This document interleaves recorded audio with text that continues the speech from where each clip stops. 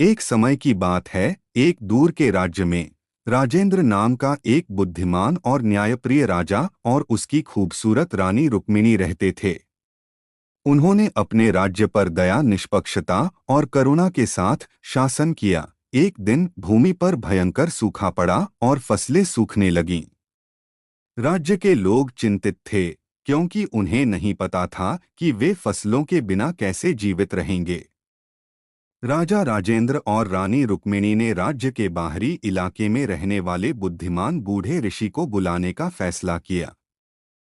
ऋषि ने उनकी समस्या सुनी और कहा, सूखा लोगों के लालच और स्वार्थ का परिणाम है। वे भूमि और पर्यावरण की देखभाल करना भूल गए हैं। आपको उन्हें प्रकृति के प्रति दयालु होना सिखाना चाहिए और प्रकृति दयालु हो जाएगी। राजा राजेंद्र और रानी रुक्मिणी ने ऋषि की सलाह को दिल से लिया और अपने लोगों को शहर के चौराहे पर इकट्ठा होने के लिए बुलाया।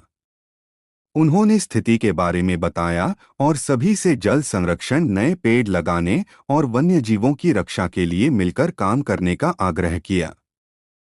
राज्य के लोग शुरू में झिझक रहे थे, लेकिन राजा और रानी ने उदाहरण पेश करते हुए उनके साथ खेतों और जंगलों में काम किया। धीरे धीरे लेकिन निश्चित रूप से राज्य बदलना शुरू हो गया। जमीन ठीक होने लगी और बारिश लौट आई, जिससे फसलों में नई जान आ गई। जैसे जैसे राज्य समृद्ध हुआ, राजा राजेंद्र और रानी रुक्मिणी को एहसास हुआ कि सूखा एक वरदान था।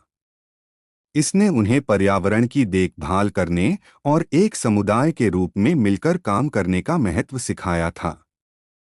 राजा और रानी अपने राज्य पर ज्ञान और करुणा के साथ शासन करते रहे और उनके लोग इसके लिए उनसे प्यार करते थे और उनका सम्मान करते थे। वे जानते थे कि वे सिर्फ शासक नहीं थे, बल्कि भूमि और उसके लोगों के संरक्षक थे। राजा राजेंद्र और रानी रुक्मिणी की कहानी हमें अपने पर्यावरण की देखभाल करने और एक समुदाय के रूप में मिलकर काम करने का मूल्यवान सबक सिखाती है।